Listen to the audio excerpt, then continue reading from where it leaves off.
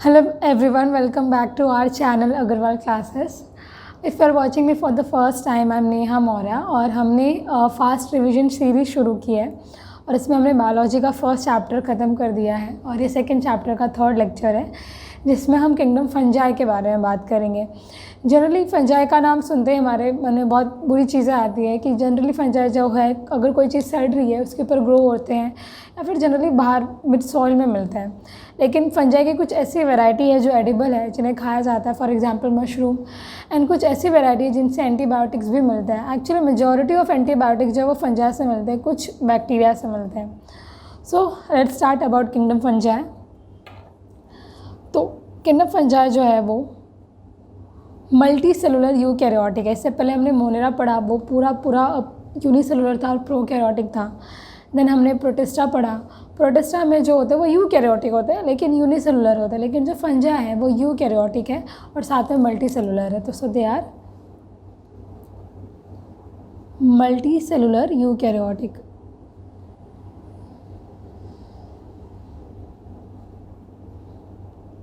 Okay, इनका जो mode of nutrition होता है वो हेटेरोट्रॉफिक होता है।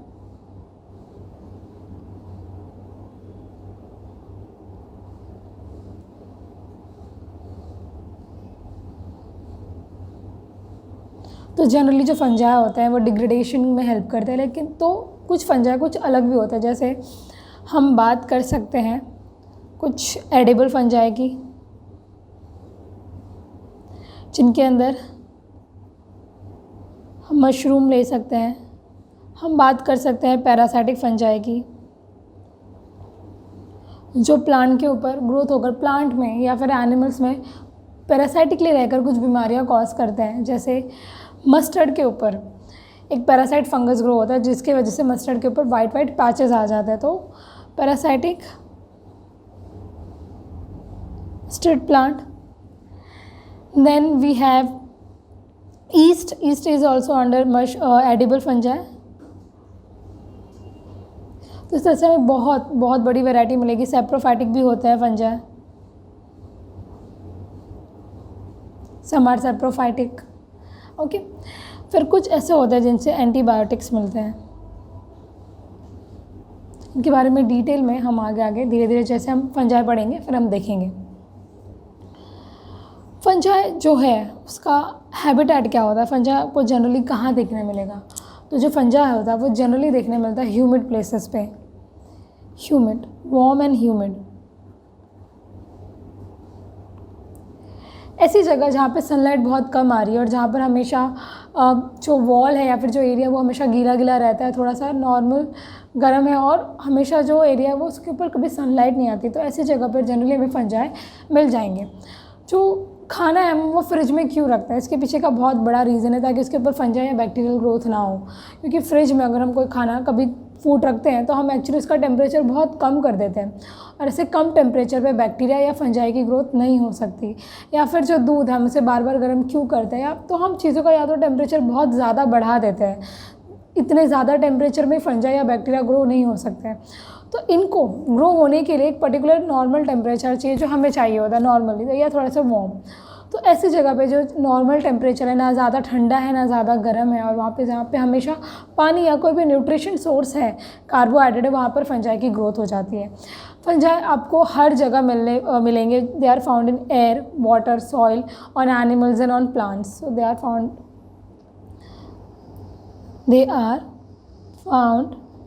in air, soil, water, on plants and animal। ठीक है, चलो अब इनके स्ट्रक्चर्स की बात करते हैं। तो structure of fungi,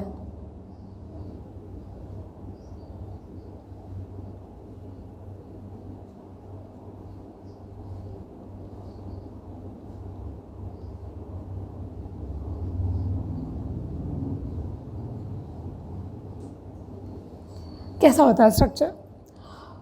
fungi multi cellular है। Okay, they are multi cellular. तो तो या तो वो लूज सेल लेवल पर है या फिर टिश्यू लेवल तक है, उससे ज़्यादा आगे में ऑर्गन लेवल का डेवलपमेंट नहीं हुआ है। सो उनका स्ट्रक्चर कैसा होता है ये देखिए। फॉर एग्जांपल वो किसी भी न्यूट्रिशन सोर्स पर ग्रो करेंगे, तो जनरली हम ब्रेड मोल्ड का एग्जांपल लेते हैं, या फिर कोई भी रोटी है, कोई भी ऐसी चीज़ है, वो जनरली उनके ऊपर ग्रो होंगे। तो for example this is bread.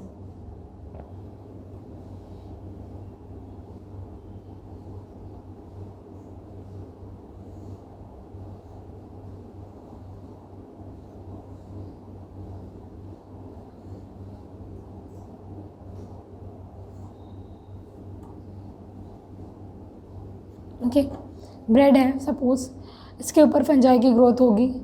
तो fungi generally thread like structures होते हैं। ओके, जब भी आप ब्रेड रखो दो गीला करके बेड के नीचे या किसी अंधेरी जगह पर, उस पर कुछ ग्रीनिश आ जाएगा, तो they are thread like structure. तो फंजाई का जो एक्चुअली एक स्ट्रक्चर होता है वो थ्रेड लाइक होता है, उसे हाइफे कहा जाता है। दे आर वेरी लॉन्ग, कभी कभी वो इतने बड़े होते हैं कि 1 किलोमीटर तक भी चले जाते हैं, तो दे आर वेरी लॉन्ग। तो उनके जो स्ट्रक्चर्स होते हैं वो हाइफे कहलाते हैं। सो they have thread like structures known as hyphae. Okay, these are hyphae.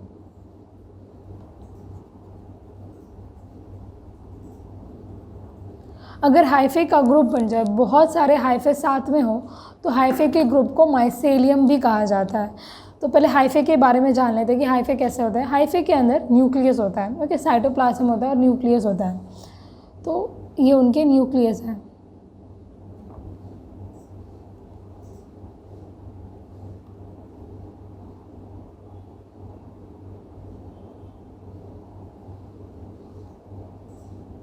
कभी कभी इन न्यूक्लियस के बीच में कोई भी वॉल फॉर्मेशन नहीं होता। तो जब कोई भी वॉल फॉर्मेशन नहीं होता तो ऐसे हाइफे को असेप्टेड हाइफे कहा जाता है।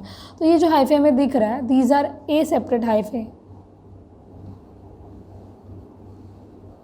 बिकॉज उनके न्यूक्लियस के बीच में कोई सेप्टा नहीं है, सेपरेट वॉल नहीं है, that's why they are known as aseptate. But कुछ ऐसे हाइफे होते हैं जिनके न्यूक्लियस के बीच में वॉल्स होते हैं, जिन्हें सेप्टा कहा जाता है। तो कभी कभी न्यूक्लियस के बीच में हमें ऐसे वॉल्स देखने मिलेंगे, so they are known as septate hyphae. तो this is septate hyphae.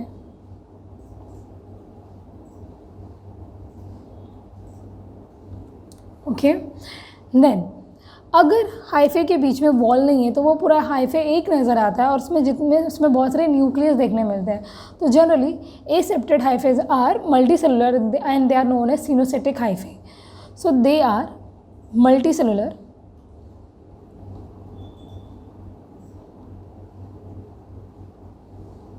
and they are known as coenocytic hyphae.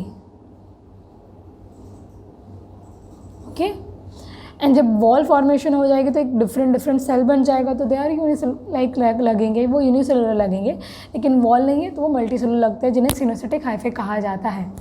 और इन पूरे हाइफे के ग्रुप को माइसिलियम कहते हैं। तो जितना हमने लिखा है, पढ़ा है, अभी हम वो लिख लेंगे कि what is hyphae. Long, slender, thread-like structures are known as hyphae. Long, slender,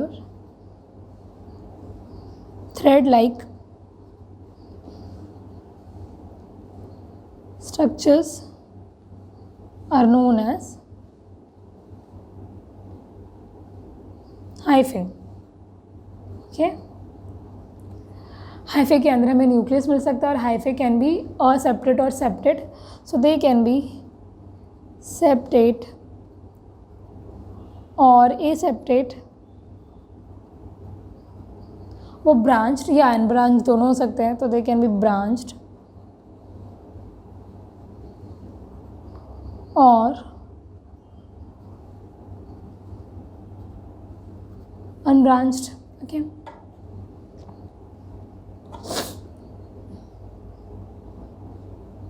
then mycelium.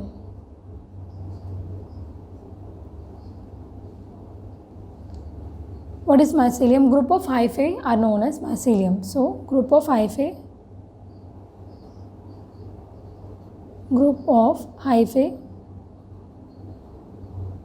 is known as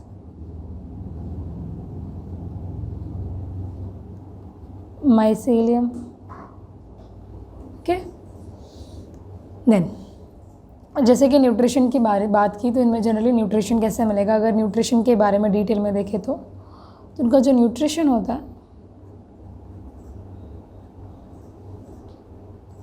वो हमें 3 तरीके का मिल जाता है, सेप्रोफाइटिक, पैरासाइटिक एंड सिम्बायोटिक।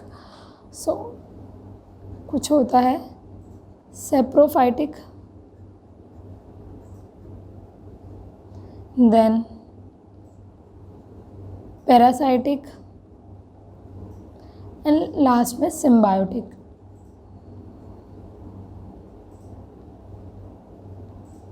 पहले हम सेप्रोफाइटिक और पैरासाइटिक के बीच का मतलब समझते हैं। देखो, सेप्रोफाइटिक जो मतलब जो न्यूट्रिशन होता है वो डेड एंड डिकेइंग एनिमल के ऊपर डिपेंड होता है, और जो पैरासाइटिक न्यूट्रिशन है वो किसी पैरासाइट के मतलब किसी के बॉडी में एज अ पैरासाइट रहता है।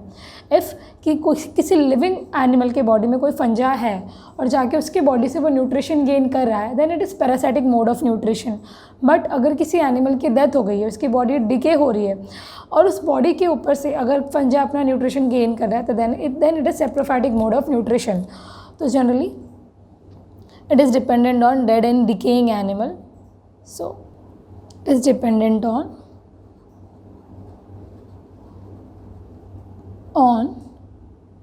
dead and decaying organic matter।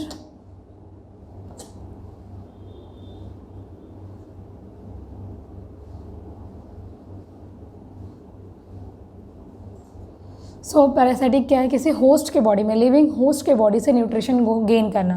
So nutrition from living host body.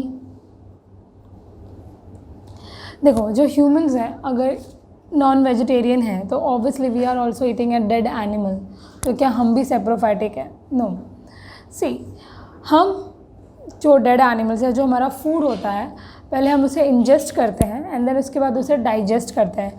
But यहाँ पर सेप्रोफाइटिक मोड ऑफ न्यूट्रिशन जो फंजाई के अंदर दिखने मिलता है, वो सबसे पहले अपने फूड को, ऑर्गेनिक मैटर को ग्रो होकर वहाँ पर डाइजेस्ट करते हैं and after digestion they ingest.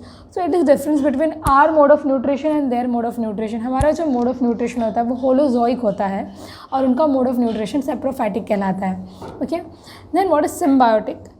Symbiotic relationship होता है जिसमें दो ऑर्गेनिज्म आपस में एक सिम्बायोटिक रिलेशनशिप या फिर give and take relationship establish करते हैं और इस्टेब्लिश में रहते हैं। सो इसके एग्जांपल्स है lichens and mycorrhiza. Okay, see, mycorrhiza एक फंजा है। लाइकन के बारे में तो हम डिटेल में आगे पढ़ने वाले हैं, लेकिन मैं यहाँ पे आपको माइकोराइजा के बारे में बताती हूँ। माइकोराइजा जो फंजा होता है वो पाइनस ट्री के रूट्स में ग्रो होता है। Without mycorrhiza Pinus tree grow नहीं हो सकता, क्योंकि पाइनस ट्री के रूट्स उतने वाटर या मिनरल को एब्जॉर्ब कर नहीं पाते जितना माइकोराइजा उनको एब्जॉर्ब करके देता है। तो पाइनस ट्री के रूट्स में माइकोराइजा की ग्रोथ होती है और माइकोराइजा पाइनस ट्री को रूट्स एंड मिनरल एब्जॉर्ब करके देता है एंड पाइनस इन टर्न उसे रहने के लिए एक जगह देता है। So it is symbiotic relationship between pinus tree and मतलब higher plants and mycorrhiza. And lichens जो होता है, it is a symbiotic relationship between algae and fungi. Okay, and यहाँ पर हायर प्लांट्स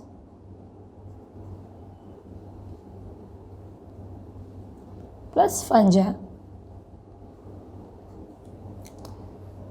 ओके, सी, तो सेप्रोफाइटिक मोड ऑफ न्यूट्रिशन समझ में आ गया। कोई एनिमल अगर डेड है तो उसके बॉडी पर ग्रो करिए, उसे डिके करेंगे और वहाँ से उसके जो ऑर्गेनिक मैटर है उसके ऊपर डिपेंडेंट रहेंगे। पैरासाइटिक किसी लिविंग ऑर्गेनिज्म की बॉडी में जाकर उसके ब्लड से या उसके न्यूट्रिशन से खुद का न्यूट्रिशन लेंगे। एंड सिम्बायोटिक में दोनों एनिमल साथ में रहते हैं। Now let's talk about reproduction.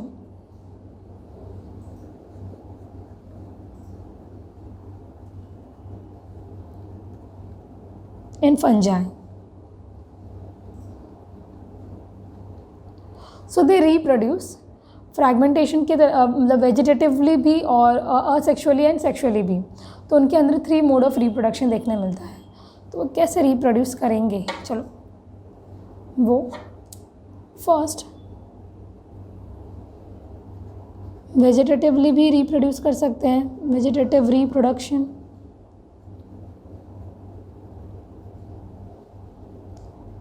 Then they can also reproduce asexually, asexual reproduction, and they can also reproduce sexually. So sexual reproduction. Okay. Vegetative reproduction कैसे होता है? फ्रैगमेंटेशन से हो सकता है। ओके, तो vegetative reproduction is with the help of fragmentation. Then budding, then asexual mode of reproduction होता है with the help of spores. So there are many spores, conidia या फिर sporangiophores, zoospores, conidia,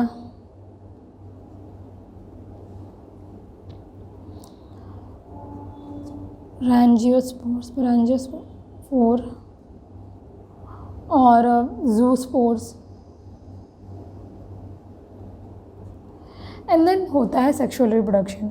sexual reproduction भी कुछ obviously gamete की मदद से होगा और उसमें भी अलग अलग प्रोसेस होता है। प्लाज्मोगैमी होता है, कैरियोगैमी होता है, जिनके बारे में जैसे हम आगे आगे ग्रुप्स पढ़ेंगे फंजाई के, तो उनमें धीरे धीरे डिटेल में पढ़ते जाएंगे। ओके, चलो, तो जैसे कि यहाँ पर आपको देखने पर मिलेगा oospore, carpospores, ascospores, oospores, ascospores etcetera. तो फंजाई में 3 ग्रुप होते हैं और इन 4 ग्रुप होते हैं और इन चारों ग्रुप को हमें डिटेल में पढ़ना है। तो फंजाई के अंदर जो 4 ग्रुप होते हैं उनके बारे में यहाँ पर हम देखते हैं।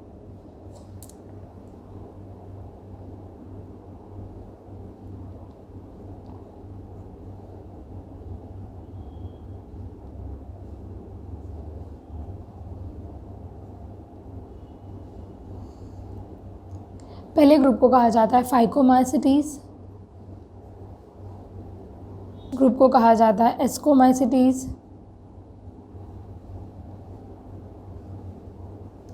देन यू हैव बेसिडियोमाइसिटीज,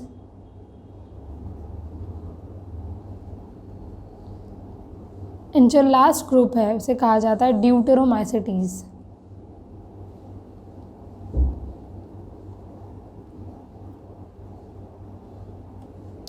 देखो, इन ग्रुप्स को लाइन वाइज ही याद रखना है आपको। Phyco, asco, basidio and deuteromycetes याद रखना बहुत इजी है। देखो, पहले आपको अल्फ़ाबेटिकली याद रखो। एस्को आएगा, asco is from A, basidio is from B and then deutero is D, and then इन सब के पहले फाइकोमाइसिटीज पी वाला आएगा। तो phycomycetes, ascomycetes, basidiomycete and deuteromycetes. तो ये A B D and then पहले पी। सो इस तरह से आप ये सारे ग्रुप्स को आपको लाइन वाइज ही याद रखना है। सबसे पहले हम फाइकोमाइसिटीज के बारे में बात करते हैं। चलो, फाइकोमाइसिटीज मैंने साथ साथ में एनसीईआरटी की क्लिपिंग्स भी लाई है ताकि हम पढ़ें और हम इसको रीड कर सकें, देन हमें समझ में आए कि हम कोई चीज़ भूल तो नहीं रहे हैं। ठीक है,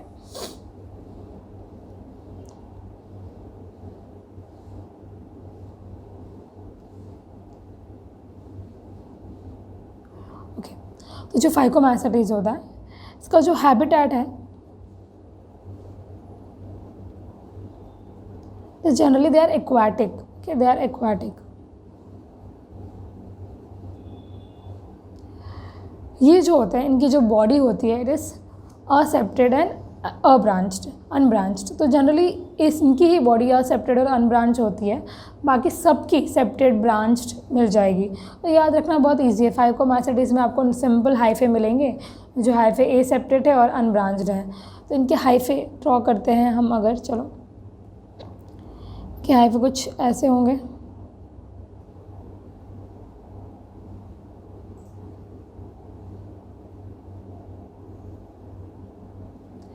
इनके हाइफे कैसे होंगे? इनके बीच में न्यूक्लियस होगा और न्यूक्लियस के बीच में कोई भी सेप्टा नहीं होगा, एंड दे आर अनब्रांच। तो बॉडी कैसी है उनकी? हाइफे कैसे हैं? Hyphae are aseptate and unbranched. And अगर वो एसेप्टेड तो obviously they are going to be coenocytic, क्योंकि न्यूक्लियस के बीच में कोई सेप्टा नहीं है। अब ये सेक्सुअली भी रिप्रोड्यूस करते हैं और असेक्सुअली भी रिप्रोड्यूस करते हैं। तो पहले हम असेक्सुअल रिप्रोडक्शन की बात करते हैं। तो असेक्सुअली रिप्रोड्यूस करना बहुत इजी होता है। सबसे पहली बात, जो फंजाई की बॉडी होती है हैप्लॉइड होती है। तो यहाँ पे जितने भी न्यूक्लियस हैं, तो जो पूरी बॉडी है वो हैप्लॉइड है, हैप्लॉइड बॉडी होती है उनके पास। तो ये जितने भी न्यूक्लियस है वो हैप्लॉइड है। तो पहले से एन है तो हमें रिप्रोड्यूस करने के लिए ज़्यादा कोई दिक्कत वाली बात नहीं आएगी। तो जब इन्हें सेक्सुअली रिप्रोड्यूस करना होता है, ये एक फ्रूटिंग बॉडी डेवलप कर लेते हैं जिसे स्पोरेंजियम कहा जाता है। तो इनकी एक फ्रूटिंग बॉडी डेवलप हो जाती है कुछ इस तरीके से।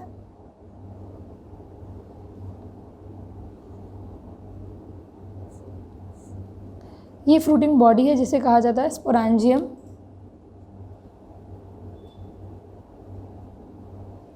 एंड स्पोरेंजियम जिसके ऊपर ग्रो हुआ है उसे कहा जाता है स्पोरेंजियोफोर।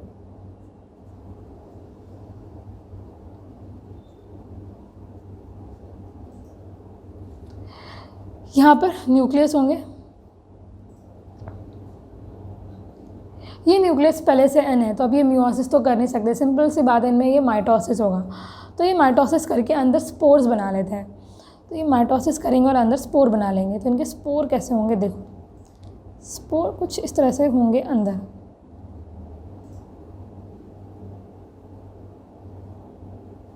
These are spores। जब ये स्पोरेंजियम मैच्योर हो जाता है, बर्स्ट होता है, जो स्पोर्स है वो हवा में लिबरेट हो जाते हैं और जाके अगर वो सूटेबल थैलस के ऊपर गिरेंगे तो अगेन उससे एक न्यू हैप्लॉइड प्लांट बॉडी या फंजाई की बॉडी डेवलप हो जाती है। तो ये स्पोर्स वापस से जर्मिनेट होकर they are going to give rise to a new haploid fungi body. So germination.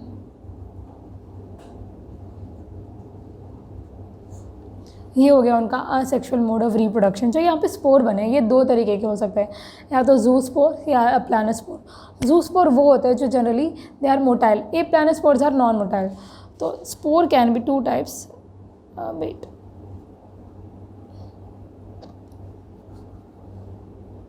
Juice हमारे जो स्पोर्स हो सकते हैं यहाँ पर वो दो तरीके के हो सकते हैं, या तो जू स्पोर्स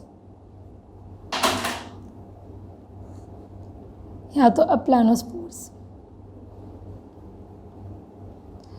जू स्पोर्स जो होते हैं वो मोटाइल होते हैं, अगर वो मूव कर सकते हैं तो they are zoospores, and if they are non motile then they are known as planospores. Then ये जो स्पोर्स हैं वो स्पोरेंजियम के अंदर ग्रो हो रहे हैं। तो जब भी स्पोर्स फ्रूटिंग बॉडी के अंदर ग्रो होते हैं, स्पोरेंजियम के अंदर ग्रो होते हैं, तो they are called as endogenously, वो ग्रो हो रहे हैं एंडोजिनसली। तो यहाँ पे हम कह सकते थे कि spore grow on sporangiophore endogenously. तो spores germinates, spores germinate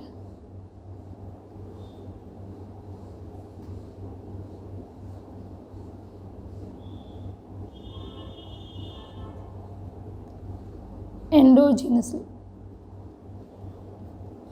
because इसकी ग्रोथ स्पोरेंजियम के अंदर हो रही है तो वो एंडोजिनसली ग्रोथ होती है। अगर बाहर होती है तो उसे एक्सोजिनसली ग्रोथ कहा जाता है। ये इनका असेक्सुअल मोड ऑफ रिप्रोडक्शन हो गया। देन नेक्स्ट बात करते हैं हम इनके सेक्सुअल रिप्रोडक्शन। इनका सेक्सुअल रिप्रोडक्शन आखिर होता कैसा है। तो let's move, this is asexual mode of reproduction, यहाँ पे लिख देते हैं दिस इज एसेक्सुअल रिप्रोडक्शन। देखो एसेक्सुअल रिप्रोडक्शन जनरली बहुत इजी होता है, जिसमें कम एनर्जी लगती है, बहुत इजी होता है। तो जनरली जो फंजाई है वो असेक्सुअल रिप्रोडक्शन ही करते हैं। लेकिन क्या होता है, असेक्सुअल रिप्रोडक्शन से वेरिएशंस नहीं मिलती, तो वेरिएशंस के लिए वो सेक्सुअली रिप्रोड्यूस भी करते हैं। तो जो फाइकोमास्टिस है ये उसका असेक्सुअल मोड ऑफ रिप्रोडक्शन था। अब उसके सेक्सुअल मोड ऑफ रिप्रोडक्शन की तरफ चलते हैं हम। चलो,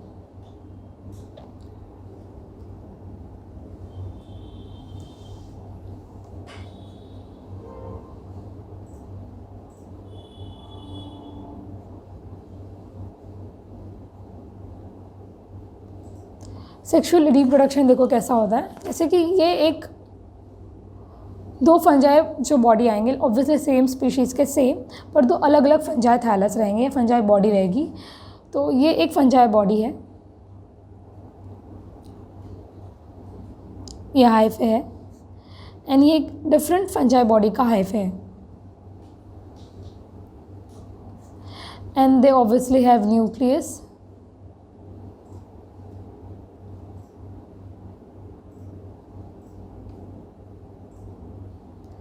अब ये जो न्यूक्लियस है वो पहले से हैप्लॉइड है, तो उनको गैमेट बनाने के लिए कुछ और करने की ज़रूरत नहीं है।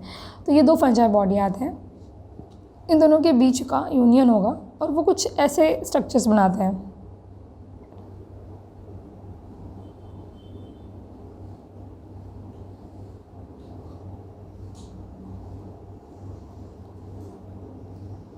और वो अपने न्यूक्लियस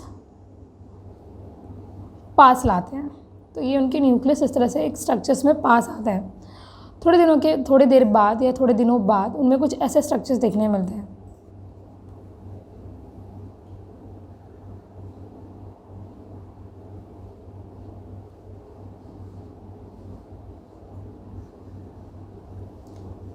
थोड़े ऐसे स्ट्रक्चर्स देखने मिलेंगे। इस स्ट्रक्चर में उनका साइटोप्लाज्म मिक्स हो जाता है और न्यूक्लियस जो है वो बीच में आ जाता है। तो यहाँ पे दोनों के साइटोप्लाज्म का फ्यूजन होता है, तो इस प्रोसेस को कहा जाता है प्लाज्मोगैमी। तो this process is known as plasmogamy. So right, यहाँ पे क्या हो रहा है, plasmogamy. What is plasmogamy? Fusion of cytoplasm, fusion of cytoplasm. And थोड़े टाइम बाद साइटोप्लाज्म के बीच में तो फ्यूजन हो चुका है, अब न्यूक्लियस के बीच का भी फ्यूजन होगा। लेकिन अकॉर्डिंग टू एनसीईआरटी फाइकोमाइसेटिस में जो न्यूक्लियस फ्यूजन है वो बहुत जल्दी हो जाता है प्लाज्मोगैमी के बाद। लेकिन जो एस्कोमाइसेटीज़ होते हैं और जो बेसिडियोमाइसेटीज़ होते हैं उनमें आफ्टर प्लाज्मोगैमी जो न्यूक्लियस का फ्यूजन होता है उसके लिए बहुत टाइम लगता है, तो वो जनरली डाइकैरियोन फेज में ही रहते हैं। तो पहले हम ये देखते हैं, देन उसके बाद उसके बारे में बात करेंगे। तो प्लाज्मोगैमी हो गया यहाँ पर। अब आफ्टर प्लाज्मोगैमी कुछ ऐसे स्ट्रक्चर्स बन जाता है जिनमें उनका न्यूक्लियस भी मेड कर जाएगा। तो कुछ इस तरीके से लिखेंगे, ये हमारे वाइट फंजाई के न्यूक्लियस हैं और ये येलो फंजाई के न्यूक्लियस है, जो दोनों अब मिल चुके हैं।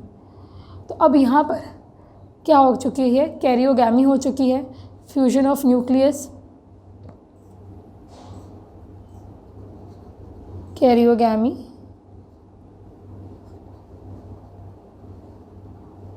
Fusion of nucleus. एंड ये जो स्ट्रक्चर होगा वो ऑब्वियसली 2n होगा, क्योंकि यहाँ पर दोनों न्यूक्लियस का फ्यूजन हो गया। तो this structure is 2n। Okay, अब आगे देखो।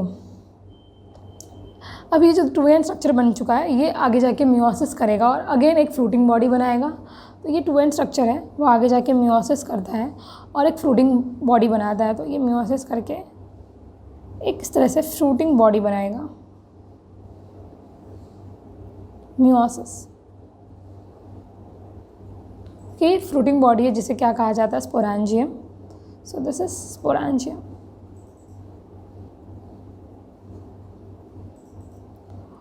और इस स्पोरेंजियम के अंदर स्पोर्स बनेंगे। तो इस तरह से स्पोर्स बना देते हैं हम।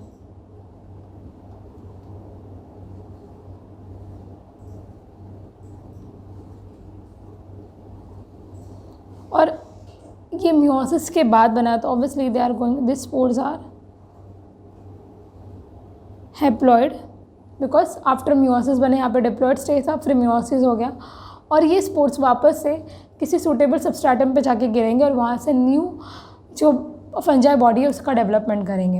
And this spores are known as oospores. These are oospores. Okay, और वो भी एंडोजेनसली ग्रो कर रहे हैं। तो this is sexual mode of reproduction which is seen in phycomycetes. Phycomycetes के 3 एग्जाम्पल है जो हमें याद रखने हैं। कौन कौन से? म्यूकर,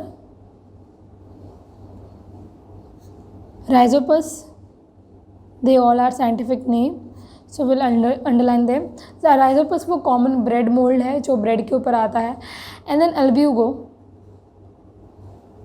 ये एक पैरासिटिक फंजा है जो मस्टर्ड लीफ के ऊपर ग्रो होता है और कुछ white patches like structure create करता है।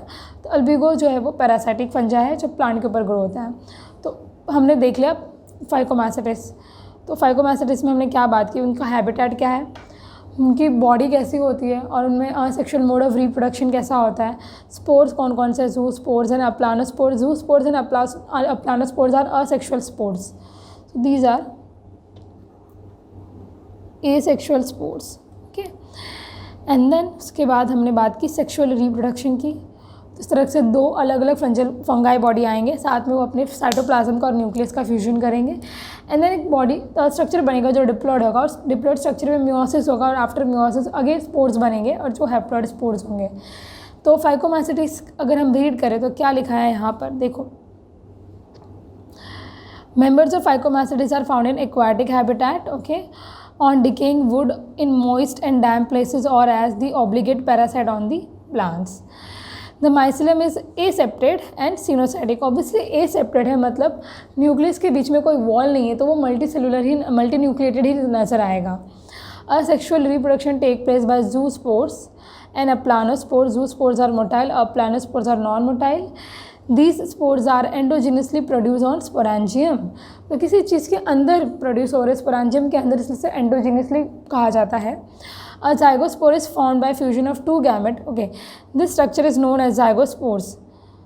This whole structure is known as zygospore. So zygospore is formed by fusion of two gametes. These gametes are similar in morphology, that means they are isogamous, or dissimilar anisogamous, तो दोनों हो सकते हैं। Some common examples are mucor, rhizopus and albugo. Okay, let's move on next group, which is Ascomycetes. Ascomycetes are also known as sac fungi. So they are also known as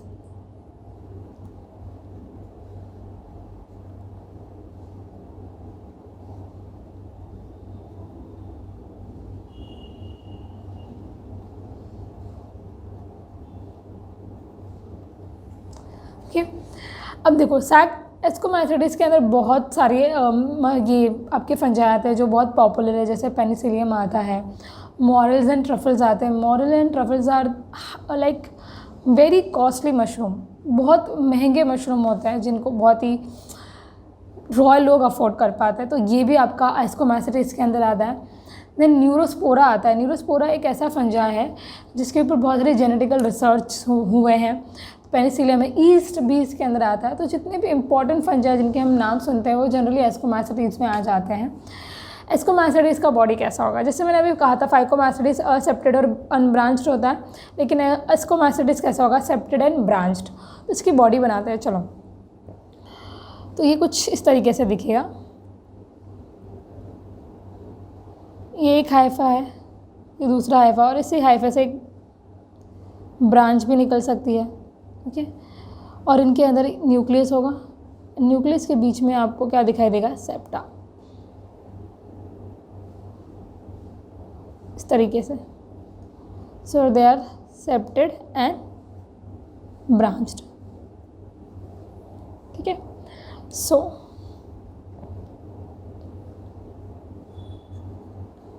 body is और hyphae is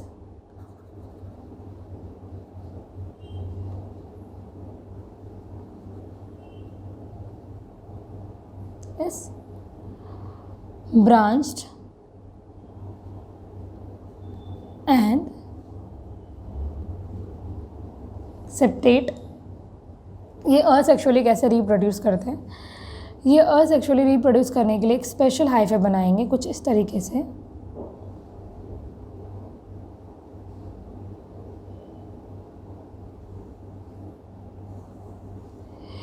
in hyphae को कहा जाता है conidiophore. So these are conidiophore, और conidia के ऊपर इनके asexual spores grow होते हैं कोनिडियोफोर के ऊपर, जिन्हें कोनिडिया कहा जाता है। So these are asexual spores.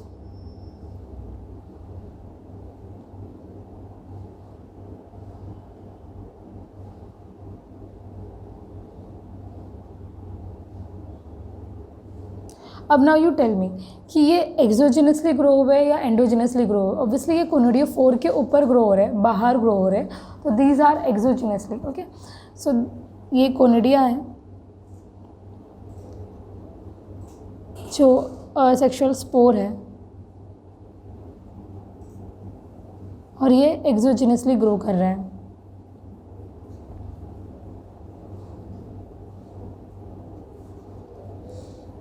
Okay, and then ये कोनिडिया एन है, मैच्योर हो जाएंगे, लिबरेट होंगे, सूटेबल सबस्ट्रेटम पे गिरेंगे एंड देन वापस से न्यू फंजाई बॉडी बनाएंगे। तो इनका भी साइकिल कुछ इस तरीके से चलता ही रहेगा, इस तरह से।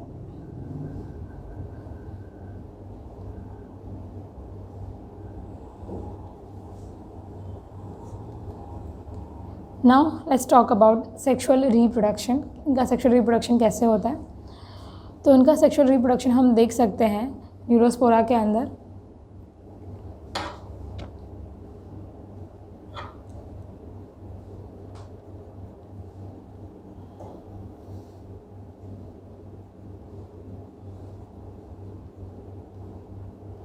तो थैलस बना लेते हैं, ये इनका थैलस है कुछ इस तरीके से, जो अभी हमने देखा था।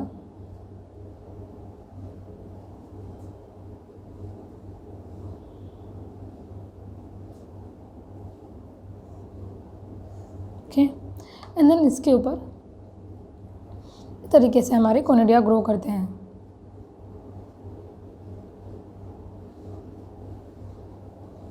And obviously they are branch and separate.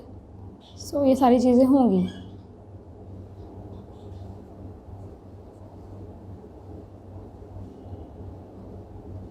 जब इन्हें सेक्सुअली ग्रो करना होता है तो बाजू में या फिर आसपास जो भी एस्कोमाइसिटीज के पंजा होंगे उनके साथ ये सेक्सुअली ग्रो कर सकते हैं। ऑब्वियसली सेम बॉडी पर है, दूसरे बॉडी पर। तो ये एक एस्कोमाइसिटीज का कोनिडियोफोर है, कोई दूसरा कोनिडियोफोर, ऐसे कुछ। तो उनके ऊपर इनका कोनिडिया आ जाता है, राइट। अब आगे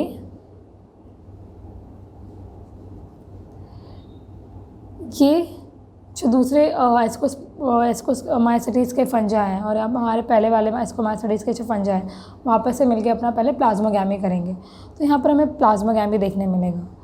तो क्या देखने मिलेगा हमें? प्लाज्मोगैमी से। यहाँ पर कुछ ऐसा स्ट्रक्चर बनेगा एक, जिसके अंदर इसके भी न्यूक्लियस होंगे और इसके भी न्यूक्लियस होंगे। तो ये जो स्ट्रक्चर बना है इसे कहा जाता है ascus.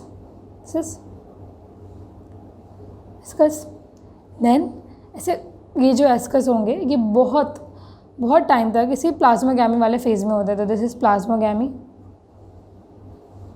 Fusion of cytoplasm. And बहुत टाइम बाद इसी फेज़ में रहेंगे। तो जो न्यूक्लियस फ्यूज़ नहीं होता लेकिन साइटोप्लाज्म फ्यूज़ हो जाता है, तो इस फेज़ को डाइकैरियन फेज़ कहा जाता है। तो they are dikaryon. Ascus is generally dikaryon क्योंकि दो न्यूक्लियस है एक ही सेल के अंदर या एक एस्कस के अंदर।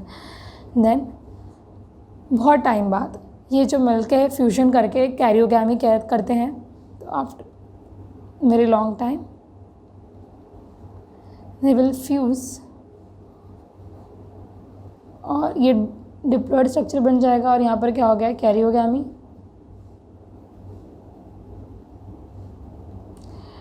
कैरियोगैमी के बाद ये जो डिप्लॉयड स्ट्रक्चर बना है ये मियोसिस करेगा उससे। ओके, मियोसिस करने के बाद जो स्ट्रक्चर बनता है वो इसका ही होता है। तो ये मियोसिस करेगा, कुछ इस तरीके से स्ट्रक्चर बन जाएगा।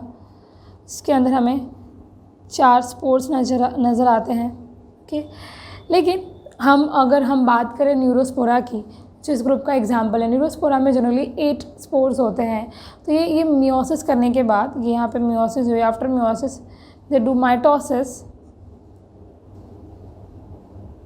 एंड माइटोसिस के बाद ऐसे 8 स्पोर वाला न्यूरोस्पोरा हमें नज़र आता है। देन ये जो न्यूरोस्पोरा है 8 स्पोर वाले, वो बहुत सारे साथ में ग्रो होते हैं। जो एस्कस है वो बहुत सारे साथ में ग्रो होते हैं। उससे बहुत सारे हम एस्कस बना सकते हैं जो साथ में ग्रो हुए हैं। ग्रुप में आता है generally, they are present in group.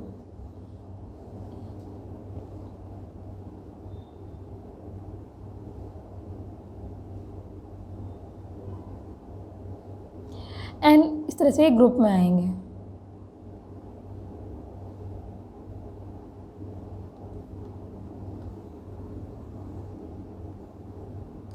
इस पूरे ग्रुप को या इस पूरे बैग को जिसके अंदर बहुत सारे न्यूरोस्पोरा है, इसे कहा जाता है ascocarp. So this is ascocarp. And for example this is a Neurospora. तो वही चीज़ें हो रही है, प्लाज्मागैमी हो रहा है, कैरियोगैमी हो रहा है और ये डाइकैरियन, ये पर इनमें प्लाज्मागैमी के बाद कैरियोगैमी होने के लिए बहुत टाइम लगता है। ठीक है, तो ये है आपका एस्कोमाइसेटिस। तो लेट्स रीड अबाउट एस्कोमाइसेटिस। क्या लिखा है? Commonly known as sac fungi. Okay, commonly known as sac fungi. The ascomycetes are mostly multicellular. Example penicillium. Penicillium वो है, इनके एग्जाम्पल हम यहाँ पर सेपरेटली लिखते जाएंगे। एग्जाम्पल पेनिसिलियम, जिससे एंटीबायोटिक मिलता है। ओके, देन और रेयरली, वेरी रेयरली यूनिसेलुलर होता है, जैसे कि ईस्ट। तो ईस्ट एक एक्सेप्शन है।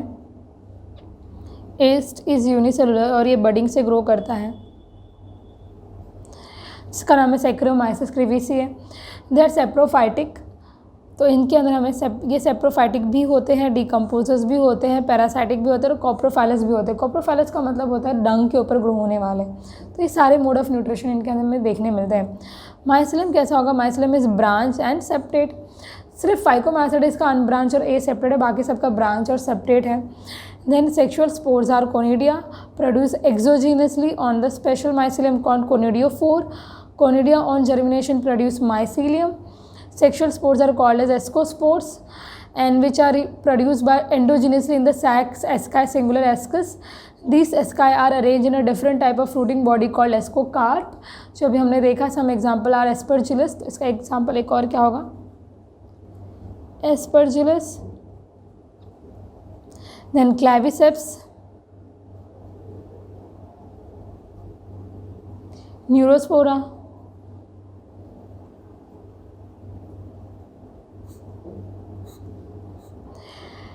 Neurospora is extensively used in biochemical and genetical work. Many members like morels and truffles. हाँ, morels and truffles भी इसके examples हैं जो एडिबल होते हैं, कंसिडर एज डेलिकेसीज। ओके, तो ये था फंजाई के दो ग्रुप, फाइकोमाइसेटिस एंड एस्कोमाइसेटिस। अगर आपको ये अच्छी तरीके से समझ में आए तो प्लीज़ वीडियो को लाइक करो और नीचे जाओ और कमेंट सेक्शन में अगर आपको कोई भी डाउट है इसके बारे में या किसी भी चैप्टर के बारे में आप कमेंट कर सकते हो। आई विल ट्राई कि मैं उस टॉपिक के ऊपर एक वीडियो बनाऊं जो आपको समझ में आए। ओके, एंड बाकी का जो नेक्स्ट पार्ट है वो हम नेक्स्ट वीडियो में देखेंगे। Thank you.